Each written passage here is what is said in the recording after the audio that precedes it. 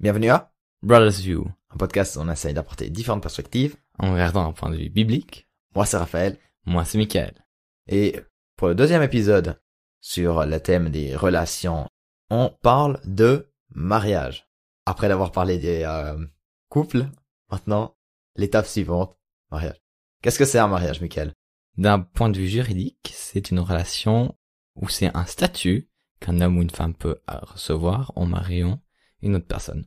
Eh ben, et de manière plus relationnelle? C'est pour moi, on va dire, le but ultime d'une relation, c'est de passer au mariage, pouvoir s'unir jusqu'à la fin de sa vie et s'aimer jusqu'au bout du jour, jusqu'à que la mort sépare le couple. Ouais. On peut aussi dire de manière un peu plus générale que c'est une relation officielle et en partie sexuelle avec une autre personne. Et si on prend d'un point de vue biblique, enfin chrétien, je dirais même que c'est, en plus de ça, le mariage représente en fait le mariage entre Jésus et l'Église. Donc c'est quelque chose, comme nous en tant que chrétiens, on représente Christ, chrétien, le mariage, ça doit être une représentation de cette union entre Jésus et l'Église. Et ce qu'on peut aussi dire, c'est que le mariage n'est pas forcément quelque chose pour moi.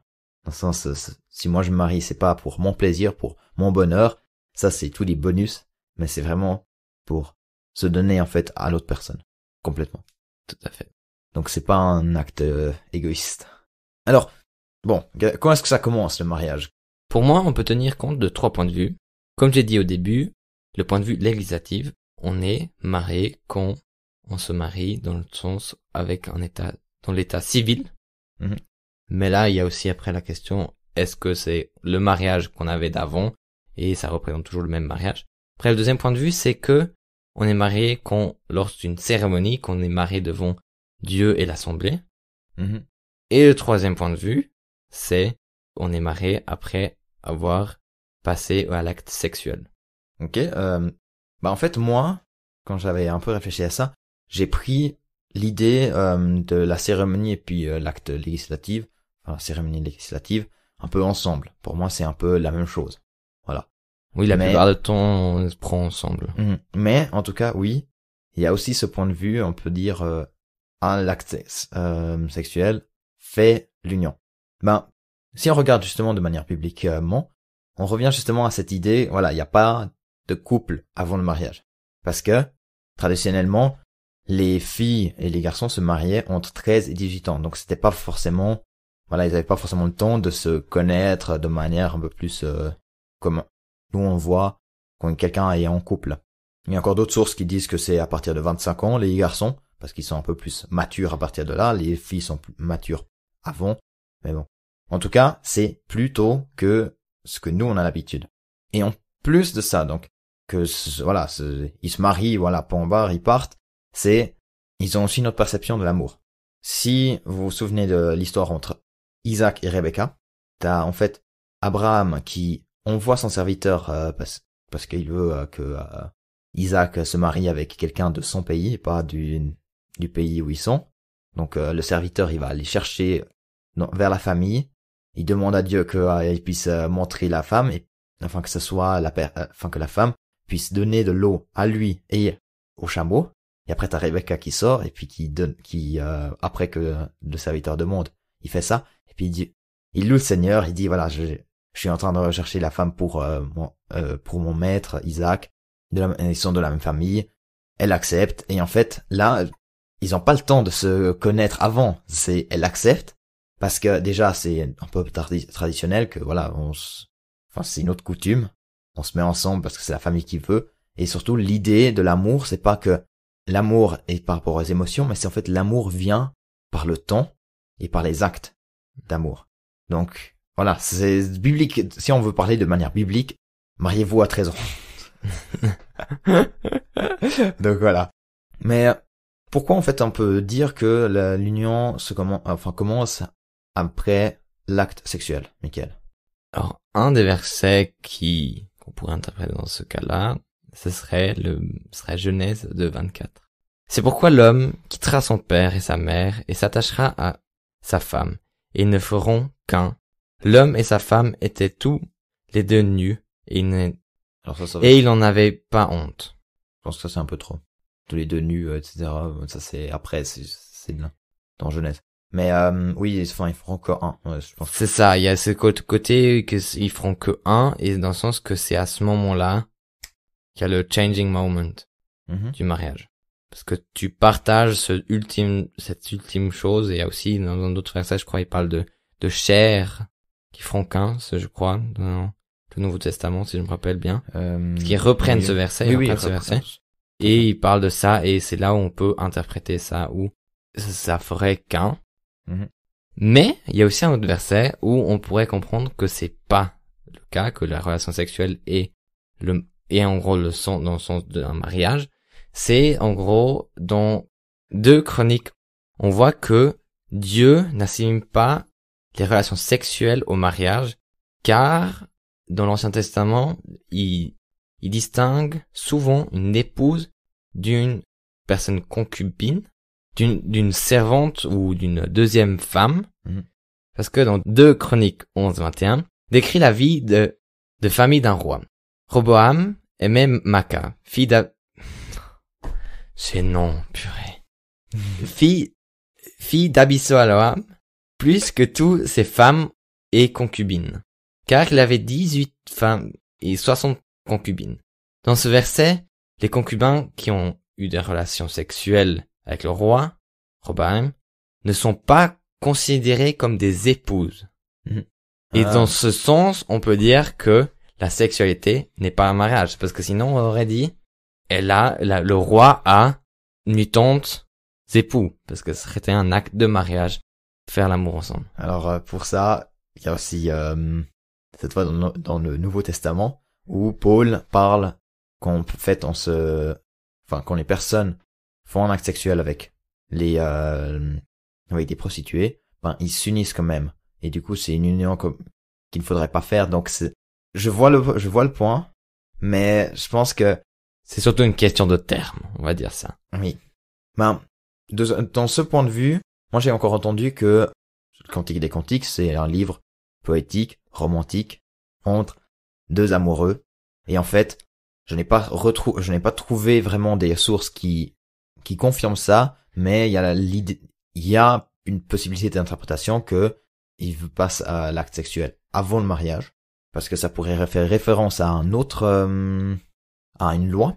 Oui, c'est une loi. À une loi dans l'Ancien Testament qui dit que si une personne se fait attraper dans l'acte sexuel avec une vierge, en fait, il doit payer une certaine somme et puis la prendre comme époux. En plus de ça, il perd son droit de divorce. Donc, en fait, ça pourrait représenter l'acte d'amour presque ultime, parce que l'homme, s'il se fait, justement, il se laisse après attraper, en fait, il perdrait son droit de divorce. Mais, voilà. Il y a aussi un contre-argument, c'est que la loi, elle met un cadre par rapport à ce contexte-là, par rapport à cette situation-là, mais c'est pas dit que c'est bien. C'est l'idée, vraiment, traditionnellement, bibliquement, c'est, il y a une cérémonie, et après ils s'unissent. Et l'acte sexuel ne suffit pas de faire cette union. On peut aussi dire que le mariage, c'est comme le baptême. Le baptême, ça représente en fait la vie, on se décide de vivre avec Jésus, de vivre en tant que chrétien, et on le montre au monde. Et bien sûr au monde spirituel. Et en fait, le mariage, c'est la même chose, on se décide de vivre avec une autre personne, et on le montre au monde et au monde spirituel. Et c'est à partir de là qu'on peut dire que la vraie vie, on va dire, d'un chrétien ou d'un couple commence. Tout à fait. Mais voilà, ça c'est quelques points de vue qu'on a, un de manière un peu plus traditionnelle, l'autre un peu différente. Mais surtout, le truc pour l'exemple de baptême, c'est qu'il faut comprendre, c'est que avant qu'on se baptise, on a aussi une relation avec Jésus. C'est ça qui est aussi le point de comparaison, c'est que mais avant on a aussi une relation avec sa copine avant le mariage, et comme le baptême, c'est surtout ça qu'il faut. Mais après il y a le vrai, en gros le statement, voilà, pour dire ouais, maintenant j'ai choisi. C'est un statement public, c'est pas voilà, il faut pas se rester caché. Voilà, l'acte sexuel, c'est quand même quelque chose d'intime, c'est pas quelque chose qu'on va montrer.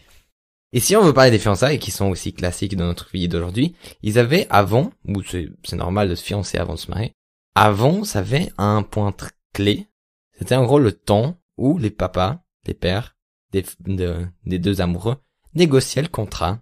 Et en gros, on dit que pendant ce temps-là, t'avais pas le droit de commettre un adultère parce que quand tu payes une amende à l'autre père, puis en Oui, gros, c'est- t'étais pré-marié. Ah, c'est- Mais c'était le temps le fiançailles, c'était le temps de négociation de contrat. Voilà. Donc voilà, c'est une autre culture. Voilà, c'est tout à fait, c'est notre culture. Parce qu'il y avait aussi tout un prix, et aussi là-bas, il faut aussi mettre que les personnes qui étaient déjà, qui n'étaient plus vierges, par exemple une femme, Mhm. c'est parce qu'on peut que prouver ça aux femmes actuellement. Ouais. Et si l'homme remarquait qu'elle était plus vierge, on voyait ça parce que à la fin de l'acte, le lit était rouge. Et si c'était pas comme ça, on avait le droit de prendre le linge ou ce qui est sur votre lit, voilà, et le montrer devant le peuple et dire que cette femme n'était pas vierge. Et à travers ça, on recevait un paiement de dommages pour ce dégât qu'on avait parce qu'on n'a pas eu une femme vierge. Et le contraire, c'était aussi possible dans le sens que on devait prouver que la femme était vierge en prenant cette serviette qui était rouge à travers le sang de la femme, et on devait prouver aux gens que la femme était vierge. Bah, C'est un point très intéressant pour la question sexe avant le mariage. bah, en fait, l'idée, on peut quand même dire, c'est que c'est d'avoir en fait l'union sexuelle qu'avec une personne. Tout à fait. Parce que c'est là où en fait on va parler de quand est-ce que ça se termine. Quand est-ce que cette union peut se terminer, on va dire ça comme ça. Ouais, je vois ce que... Tu vois là, En gros, le divorce, dans ce sens-là. Ouais. Dans le sens que... Quand est-ce que ça se termine? Quand est-ce que, malheureusement, il y a un divorce, par exemple, ou bien l'autre personne meurt avant une autre personne. On dit, comme j'ai dit au début, on avait dit juste que la mort les sépare, et je pense que ça, c'est un point clé. C'est un point clé, c'est c'est le but, en tout cas. Ouais. Mais est-ce qu'on a le droit de se séparer avant? Est-ce que toi t'as fait des recherches pour ça? Ça, j'ai pas fait la recherche. Ok, ben moi j'en ai, en tout cas. En fait, pour ça, je crois que le meilleur passage biblique, c'est Matthieu 19, versets 3 à 9, où en fait, t'as pharisiens l'abordèrent et, donc Jésus, pour lui tendre un piège et lui dire, est-ce qu'il est permis à un homme de divorcer de sa femme pour n'importe quel motif? Donc là, c'était l'idée de divorcer, enfin d'essayer de se divorcer. Ou pour quelle raison? Parce que, voilà, au cas où si elle n'est plus satisfaisante, ou chose comme ça. Il répondit, n'avez-vous pas lu que le Créateur, au commencement, a fait l'homme et la femme, et qu'il l'a dit, c'est pourquoi l'homme quittera son père et sa mère, et s'attachera à sa femme, et les deux ne feront qu'un. Citation de Genèse, comme on avait entendu. Ainsi, ils ne sont plus deux, mais il ne faut qu'un. Que l'homme ne sépare donc pas ce que Dieu a uni. Donc là, c'est pas, l'homme ne doit pas séparer, justement, le but, c'est pas de séparer ce que Dieu a uni, mais il y a la possibilité. C'est pas le statement, c'est pas, Jésus ne dit pas, il est complètement interdit. Important. Pourquoi donc, c'est les pharisiens qui parlent, et lui dirent-ils, Moïse a-t-il prescrit de donner une lettre de divorce à la femme lorsqu'on la renvoie? Il leur répondit, c'est à cause de la dureté de votre cœur que Moïse vous a permis de divorcer de vos femmes. Au commencement, ce n'était pas le cas, mais je vous le dis, celui qui renvoie sa femme, sauf pour cause d'infidélité, et qui en épouse une autre, commet un adultère. Et c'est là où en fait on peut voir la cause d'infidélité, ou une impureté sexuelle, peut causer en fait le brisement de l'alliance, et donc là on serait libre justement de de ce fardeau, de cette responsabilité. Enfin, ce serait ça le cas où Jésus pourrait permettre. On va dire ça comme ça. Alors, moi je suis assez jeune, je ne suis pas marié, je n'ai pas d'expérience, mais pas le but de vous forcer à rester ensemble. Si la situation amène à un danger sévère ou des vies qui peuvent être sérieusement blessées, en fait, cette règle peut être une exception. Voilà, ça peut être une exception. On a un petit texte pour ça, en fait, David qui prend le pain du temple, en fait, fait pour les prêtres. C'était en fait parce que ces hommes, ils étaient affamés, ils devaient nourrir ces hommes, et comme il était en fuite, de ce que je me souviens, c'était une exception qu'il a pu faire, c'est de se dire, voilà, les vies sont ici ils peuvent être en danger, je vais ne pas suivre la loi pour sauver ces vies. Et puis c'est en fait, voilà, c'est là, mais justement, allez-y vers un pasteur, si vous pouvez divorcer ou pas. Enfin, en tout cas, le but, ce n'est pas de divorcer, le but c'est toujours de trouver une réconciliation. Ouais, et puis trouver une solution, parler ensemble, et il y a aussi des coachs de couple pour travailler sur ça. Tout à fait. Mais donc, si la relation, enfin si ce mariage peut être arrêté, est-ce que on peut recommencer une autre alliance? Est-ce qu'on peut se remarier? Alors moi je dirais oui, parce que c'est vrai que si la mort nous sépare comme ça, on n'est pas fait pour vivre ensemble, alors je pense que on aurait le droit. Après, bibliquement, là, je sais pas. Alors, je sais pas si Raphaël, il peut nous sortir une réponse. Alors, le remariage de se remarier, c'est presque attendu dans la Bible, parce que on a en fait les pharisiens qui parlent de, voilà, on a une femme, il marie une personne de la famille, celui-ci meurt. Tout d'un coup, du coup, c'est le frère qui doit prendre cette femme. C'est les lois qui règlent tout ça. Malheureusement, donc ils s'épousent, donc ils se mettent ensemble. Malheureusement, le deuxième frère meurt aussi. Après, c'est le troisième, le quatrième, le cinquième, le sixième, et jusqu'au septième, où les deux meurent. Et en fait, leur question, c'est, parce que voilà, ils doutaient aussi un peu du ciel, c'était est-ce que au ciel, avec qui la femme sera. Donc là, on peut dire que Jésus ne dit pas, voilà, il faut, déjà, c'est complètement faux ce que vous dites, elle ne va pas se remarier. Non, c'est en fait qu'on a mort, par exemple, ou justement l'infidélité sexuelle. En fait, le contrat, l'alliance est brisée, et en fait, il y a plus d'obligation. Donc on peut se remarier. Mais Jésus dit justement, il n'y a plus de mariage au ciel. Donc, comment ça sera au ciel, Mickaël? Il y a pas un verset qui dit que il n'y aura pas d'homme, pas de femme? Alors non, ça il y a pas. Il y a ni homme ni femme en Christ.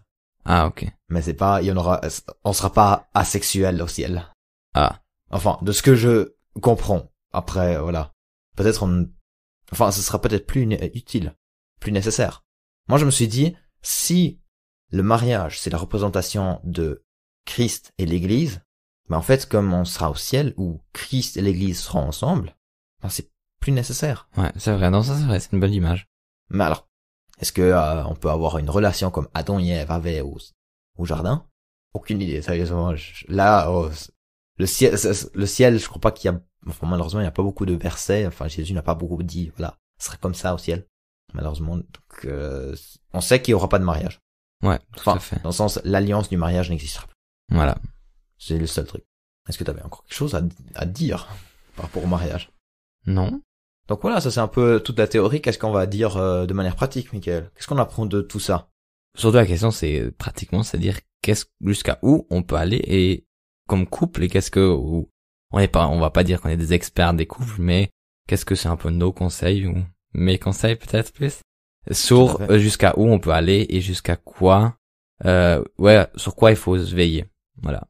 Toi, tu penses quoi, Raphaël, déjà comme ça, spontané? Là, je me suis pas du tout préparé, mais ce que je dirais justement, c'est l'acte sexuel. Selon moi, c'est vraiment dans le cadre du mariage, donc que ce soit cérémonie, où vous montrez devant l'assemblée de Dieu, devant vos familles, que vous êtes ensemble.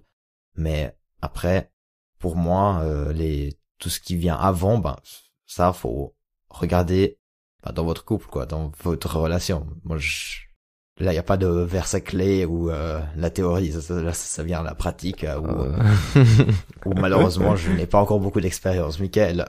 Ouais, tout à fait. Comme Raphaël a dit, il n'y a pas de verset clé qui va vous répondre ces questions en disant alors première année vous allez aller jusqu'à là, deuxième année jusqu'à là. Il n'y a pas ça. Mais en gros, ce que moi j'ai ressenti, c'est surtout que juste les relations, en fait, ça n'existait pas avant. Ouais, tout à fait, c'est surtout ça. C'est le point clé. Moi, ce que j'ai retenu aussi dans la lecture et dans mes pensées, c'est que, comme Raphaël a dit, il faut décider comme couple. Mais il y avait aussi une pensée, très intéressante. C'est pas pour être négatif contre les gens qui font ça, mais il disait que, par exemple, s'embrasser. Si on s'embrasse pas jusqu'au mariage, la possibilité que, après, on peut avoir l'acte sexuel, c'est que ça aille trop vite.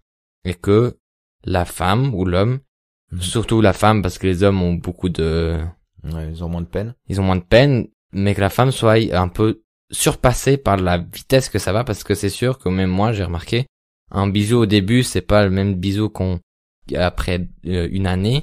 Le premier bisou, c'est pas la même chose que le deuxième bisou après quelques semaines et après etc. jusqu'au je sais pas combien bisou après une année. Ça change. La relation change aussi avec ça et ça fait que tu t'habitues aussi à ça, mais t'as aussi un peu une plus grande intimité et tu t'habitues.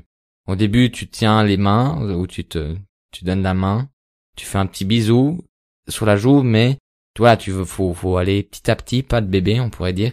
Et c'est surtout ça que moi je trouve un point clé, c'est vraiment aller doucement et essayer d'en parler assez vite en couple et dire où sont nos limites et où on veut aller et un peu, c'est en gros donner ces réponses que la Bible nous donne pas, de faire un peu un planning pour savoir que ouais, pas qu'en une année vous vous embrassez toute la journée et puis il y a rien d'autre, pour vraiment pas avoir peur que ça aille trop loin, parce que c'est sûr que quand on va trop loin, c'est plus difficile pour revenir en retour. Ouais. Alors, mais on peut toujours. Voilà, on peut toujours. Je pense qu'il y a aussi la guérison avec de Dieu dans ce domaine-là. On va pas dire qu'il est pas inactif dans ça, et on peut vraiment. Mais là, c'est vraiment aussi un travail entre couple, de poser ça devant Dieu, travailler ça avec Dieu. Mais voilà, je dis pas qu'il faut s'embrasser tout de suite pour s'habituer pour le mariage, mais c'est surtout que faut voir les deux points. C'est que si on s'embrasse jamais, ça peut être beaucoup.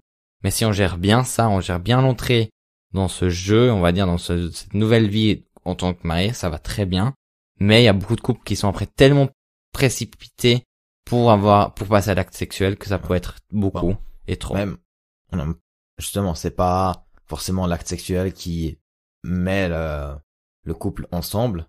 Moi, je pense que c'est presque plus le choix entre les deux. Ça peut faire cette alliance déjà. Et donc, il faut pas à la lune de miel déjà avoir l'acte sexuel, on peut aussi attendre. Voilà, tout à fait, oui. Mais donc avant de se marier, j'avais aussi entendu deux trucs. C'est déjà discuter de tout, vraiment de tout. Oui, tout à fait. Dans le sens, pas que vous avez l'impression que voilà, les questions qui fait la vaisselle, etc. Ça va se régler après que vous êtes mariés. Oui, oui. Voilà. Mais bon, discuter quoi. Et le deuxième point, c'était, en fait, de connaître la personne. Enfin, ça, c'était un collègue qui m'a dit. Et en fait, trois aspects. C'est le côté corporel, le côté de connaître comment elle est, etc. Et spirituel aussi. Et en fait, c'est d'avancer dans les trois, à peu près dans le même rythme, dans le sens que faut pas la connaître. Enfin, ouais, peut-être ça fonctionne chez vous, mais dans le sens, il faut pas juste la connaître de manière par rapport à comment elle est, mais aussi spirituellement et corporellement. Mais bien sûr pas, voilà. À vous de mettre les limites. Pour nous, l'acte sexuel, ça va déjà trop loin, mais voilà. Puis pour rajouter, c'était quoi ton premier point? C'était par rapport à parler. Pour parler, j'ai aussi entendu un exemple où un couple s'est marié et en gros, pendant la fiançailles, ils ont voulu organiser le mariage, puis ils ont enfin parlé des finances, puis ils ont commencé à comprendre une personne n'avait pas du tout économisé d'argent pour le mariage. Alors c'est des questions aussi comme ça qu'il faut parler, connaître la personne dans ses habitudes et dans sa personnalité. C'est pour vous citer un exemple et vous voir l'ampleur que ça peut prendre si on discute pas assez. Et on peut jamais discuter assez. Et c'est vraiment que des bonnes choses d'en discuter, d'en parler ouvertement, et aussi de cet thème jusqu'à où on veut aller pour poser des limites et aller ensemble. Et ouais, je pense que c'est un des plus grands conseils. Moi, nous on en a parlé dans le premier jour. Pour vous dire, la première question qu'elle m'avait posée, ma copine, c'était « Toi, tu penses quoi de la sexualité avant le mariage ?» Et on en a parlé directement. Alors, voilà, vous voyez. C'est bien. Et puis voilà, essayer de vivre un mariage heureux.